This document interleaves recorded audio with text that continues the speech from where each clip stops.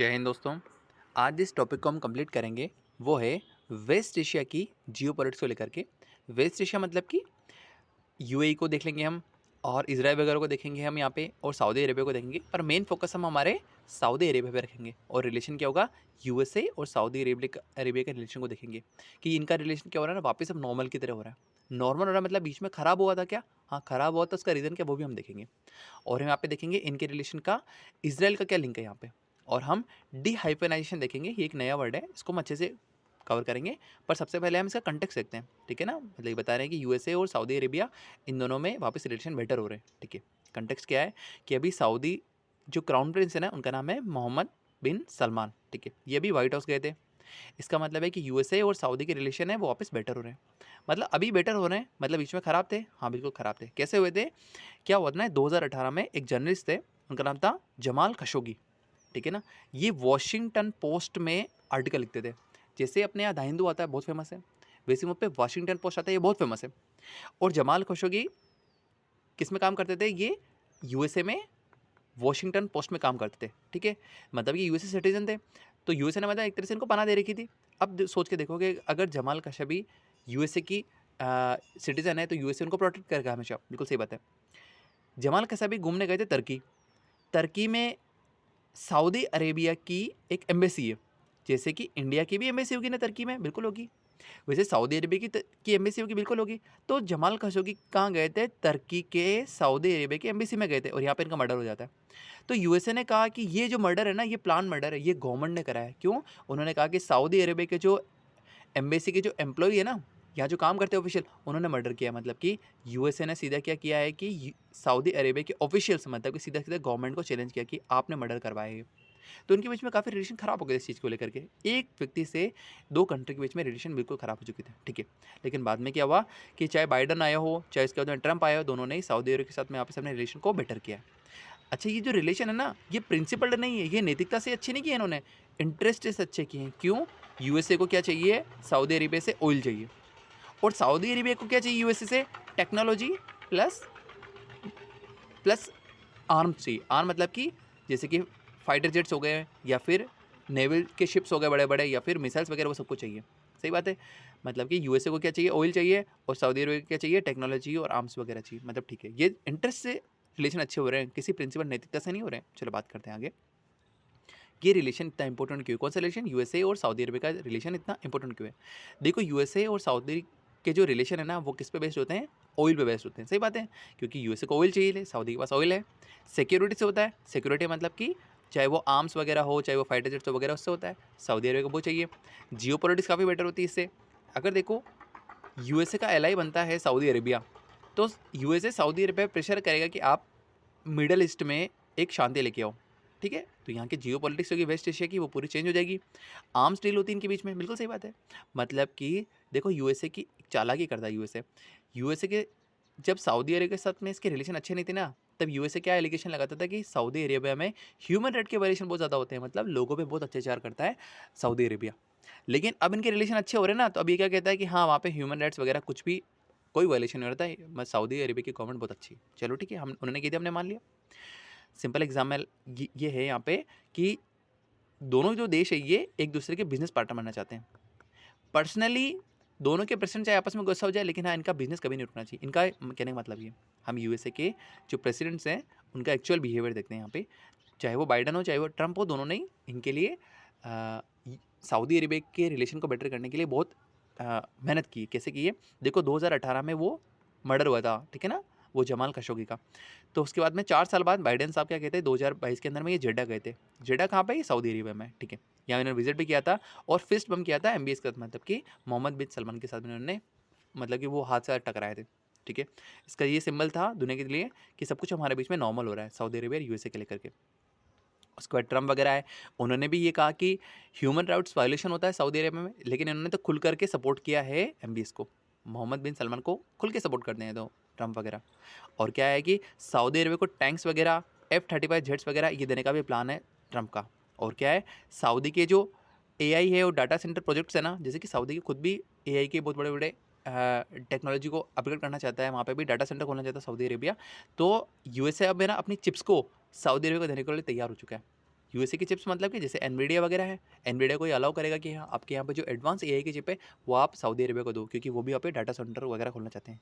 Bottle line क्या है कि दोनों जो प्रेसिडेंट्स हैं उन्होंने सऊदी को एक स्ट्रेटेजिक पार्टनर माना है। सही बात है, स्ट्रेटेजिक मतलब क्या होता है, लॉन्ग टर्म वाला, लॉन्ग टर्म पार्टनर माना है। सही बात है। पर प्रॉब्लम क्या होती है ना, देखो यूएसए सऊदी अरेबिया के साथ में अपना रिलेशन अच्छा करना चाहता है, लेकिन परेशानी होती है इसराइल की। क्यों? क्योंकि इसराइल और सऊदी अरेबिया की लड़ाई चलती रहती है, और ये आपस में फ्रेंड है, ये आपस में दुश्मन है, और ये फ्रेंड बनना चाहते हैं। ठीक है, तो यूएसए क्या कहता है यार, सऊदी अरेबिया को कहता है कि आप ऐसा करो ना कि आप है ना इसराइल के साथ में अपने रिलेशन अच्छे करो, लेकिन सऊदी अरेबिया कहता है कि मेरे को इसराइल के रिलेशन अच्छे नहीं करने। हम वो देखते हैं। इसराइल क्या है, सबसे बड़ी कॉम्प्लिकेशन है। कैसे? यूएसए का क्लोजेस्ट एलाई कौन है? इसराइल है। सही बात है। और सऊदी अरेबिया और इसराइल, इन दोनों के बीच में कोई भी डिप्लोमेटिक रिलेशन नहीं है, ये आपस को एक दूसरे को दुश्मन समझते हैं। और यूएसए क्या चाहता है? यूएसए चाहता है कि सऊदी अरेबिया है ना ये अब्राहम एकॉर्ड को साइन करे। अब्राहम एकॉर्ड क्या है कि 2020 में इसराइल, यूएई और बहरीन, ठीक है ना, ये तीनों ही मिडिल ईस्ट में आते हैं, वेस्ट एशिया में आते हैं, बिल्कुल आते हैं। इन तीनों ने साइन किया अब्राहम अकॉर्ड कि हम है ना आपस में पीस रखेंगे, हम आपस में लड़ाई नहीं करेंगे। इसराइल चाहे गाजा पे कितने बम मारेगा, लेकिन यूएई कुछ नहीं कहेगा। क्यों? इन दोनों के बीच में अब्राहम अकॉर्ड कहते हैं कि हम तीनों आपस में पीस रखेंगे, चाहे इसराइल किसको भी मारे कटे, हमें कोई लेने देना नहीं। और यूएसए क्या चाहता है कि ये सऊदी भी है ना अब अब्राहम अकॉर्ड में आ जाए, मतलब कि इसराइल के साथ ये पीस मेंटेन करे। ठीक है, लेकिन टॉक्स रुक जाती है। टॉक्स कौन सी? सऊदी और इसराइल की टॉक्स रुक जाती है। क्यों रुक जाती है? देखो अक्टूबर 7 2023 एक बहुत ही ब्लैक डे था। इस समय क्या हुआ था ना कि हमास एक टेररिस्ट ग्रुप है, ये पैलेस्टीन के अंदर में, ठीक है ना। तो इन्होंने क्या किया था, हमास ने अटैक कर दिया था इसराइल पे। तो इसराइल ने रिटेलिएट कैसे किया? उन्होंने गाजा वार स्टार्ट कर दिया। इसराइल ने क्या किया? पूरे गाजा को तहस नहस कर दिया, बम मार मार के। ठीक है, और बाद में क्या हुआ कि सारी की सारी टॉक फ्रीज हुई। किसके बीच में? सऊदी अरेबिया और इसराइल के बीच में जो जितनी भी टॉक्स हैं वो सारी सारी खत्म हो गई। सऊदी अरेबिया ने कहा इसराइल को कि आप ये सारी की सारी वॉर को रोको, अदरवाइज हम अब्राहम अकॉर्ड में कोई भी साइन नहीं करेंगे, हमारी सारी की सारी टॉक्स खत्म हो जाएंगे यहाँ पे। तो ठीक है, सऊदी ने क्या डिमांड किया कि इसराइल जो दो स्टेट पॉलिसी उसको एक्सेप्ट करें, मतलब कि इसराइल ये माने कि हाँ इसराइल भी है दुनिया में और पैलेस्टीन भी है दुनिया के अंदर में, लेकिन इसराइल कहता है कि हम पैलेस्टीन को कुछ नहीं मानते हैं, हम सिर्फ ये मानेंगे कि यहाँ सिर्फ और सिर्फ इसराइल है। चलो ठीक है, लेकिन सऊदी क्या कहता है? सऊदी कहता है कि आप है ना, इसराइल को कहता है कि आप पहले तो वॉर बंद करो, दूसरा क्या है कि पैलेस्टीन को भी आप एक स्टेट मानो। ठीक है, लेकिन इसराइल ऐसा नहीं चाहता है। इसकी वजह से सारे के सारे टॉक्स रुक जाते हैं। ठीक है, और क्या हुआ? इसराइल को एक्सेप्टेबल नहीं है। सही बात है। लास्ट में क्या हुआ ना कि अब जैसे कि वापस याद करते हैं कि यूएसए सऊदी अरब के साथ में रिलेशन अच्छा करना चाहता है, लेकिन ये इसराइल का फ्रेंड है और इसराइल दोनों दुश्मन है। ठीक है, तो यूएसए क्या कहता है सऊदी अरब को कि आप जाइए और इसके साथ फ्रेंडशिप कीजिए, अब्राहम अकॉर्ड को साइन कीजिए, ताकि आप एक दूसरे के बीच में पीस हो। लेकिन इसराइल ने क्या हुआ कि हमास ने इसराइल पर अटैक किया, तो बाद में इसराइल ने भी खूब अटैक मारा हमास के ऊपर में और गाज़ा के ऊपर में, और गाज़ा का पूरा ख़त्म कर दिया। तो सऊदी अरबिया ने कहा कि यार आप ये वॉर को बंद करो, तो इसराइल ने कहा मैं वॉर बंद नहीं करूँगा। फिर सऊदी अरबिया ने कहा कि आप वॉर तो बंद करो, इसके साथ साथ आप पैलेस्टीन को एक अलग स्टेट मानो, एक अलग नेशन मानो। इसराइल ने कहा मैं वो भी नहीं मानूंगा। सारी की सारी ये प्रॉब्लम क्रिएट हो गई यहाँ पे। तो अब क्या है ना, यूएसए ने ये कहना छोड़ दिया। यूएसए से अब यूएसए सऊदी अरबिया को ये नहीं कहता कि आप इसराइल के साथ में अच्छे रिलेशन बना के रखो। अब यूएसए इसराइल को अलग से डील करता है और सऊदी अरेबिया को अलग से डील करता है। अभी आपस में दोस्ती नहीं भी होगी तो भी इनको कोई दिक्कत नहीं यूएसए को। अब ये इसको अलग से डील करता है, इसको अलग से डील करता है। इसको कहते हैं डीहाइफनाइजेशन, मतलब कि दोनों को अलग अलग नज़र से देखता है ये। इसराइल को अलग से डील करेगा यूएसए, सऊदी अरेबिया को अलग से डील करेगा। चलो बात समझ में आ गई सारी की सारी यहाँ पे। मतलब कि जो पहले यूएसए पुश करता था ना सऊदी अरेबिया को जाके कि हाँ इससे फ्रेंडशिप करो, अब ऐसा फ्रेंडशिप के लिए पुश नहीं करता है। अलग अलग कंट्री है तो अलग अलग हम पॉलिसीज लेके आएंगे।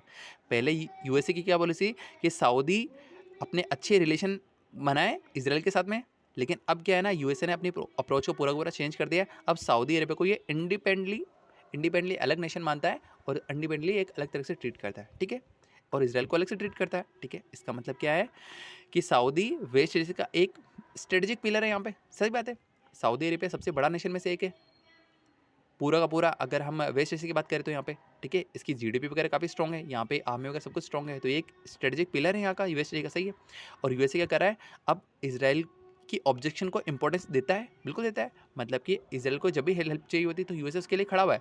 लेकिन अब यूएसए क्या करेगा, वो सऊदी अरेबिया के लिए भी खड़ा रहेगा, क्योंकि उसके साथ भी एक स्ट्रेटेजिक पार्टनरशिप करनी है। क्यों करनी है? क्योंकि ऑयल वगैरह लेना है। ठीक है, बात सुन, मतलब कि सऊदी के साथ अलग से डील करेगा और इसराइल के साथ ये अलग से डील करेगा, दोनों को एक ही चश्मे से नहीं देखेगा। ठीक है, सिंपल एनालॉजी क्या है, अगर हम कंपैरिजन करें तो अगर इसराइल को पसंद आया तो सऊदी डील होगी पहले तो, लेकिन अब क्या होगा कि हाँ सऊदी एक अलग प्रायोरिटी है, इजराइल एक अलग एंटिटी है, दोनों का अलग से ट्रीट करेगा यूएसए। ठीक है, हमने क्या सीखा यहाँ पे यूपीएससी के नज़रिए से कि यूएसए और सऊदी अरेबिया, यूएसए ने सऊदी अरेबिया को इजराइल लिंक कंडीशन से अलग कर दिया। सही बात है, मतलब कि पहले यूएसए कहता था इसराइल को और सऊदी अरेबिया को कहता था कि दोनों पहले अच्छे से फ्रेंडशिप करो, ठीक है ना, लेकिन अब ये दोनों को कहता है कि कोई दिक्कत नहीं, आप आपस में दुश्मन भी है तो मुझे कोई लेने देना नहीं है, हम दोनों को अब अलग से डील करेंगे। सही बात है, और ये वेस्ट एशिया पॉलिसी में बहुत मेजर शिफ्ट लेके आएगा। सही बात है, अगर यूएसए बाद में अगर इनको प्रेशराइज करता है सऊदी अरेबिया को कि ठीक है आप थोड़ा पीस मेंटेन कीजिए, तो सही बात है, इनके बीच में क्या पता बाद में जाकर में अच्छी पीस बन जाए। इसके ड्राइवर क्या होंगे, इन दोनों की रिलेशन अच्छे किस लिए हो रहे हैं, एनर्जी को लेकर के, ऑयल को लेकर के, डिफेंस को लेकर के, टेक पार्टनरशिप को लेकर के और गल्फ स्टेबिलिटी को लेकर के। सही बात है, मैसेज क्या है कि सऊदी अरेबिया अब रीजन का, वेस्ट एशिया रीजन का ये एक सेंट्रल स्टेबिलाइजिंग पावर होगा, क्योंकि सऊदी अरेबिया के पास खुद के पास जीडीपी बहुत बड़ा है, इसका एरिया काफ़ी बड़ा है, इसके पास मिसाइल्स वगैरह, आर्मी वगैरह काफ़ी बेटर है। हाँ, तो अगर सऊदी अरेबिया को यूएसए हेल्प करता है, ठीक है, तो ये पूरे के पूरे रीजन में, वेस्ट एशिया रीजन के अंदर में ये स्टेबिलिटी लेके आ सकता है। ये आर्टिकल था। Thank you.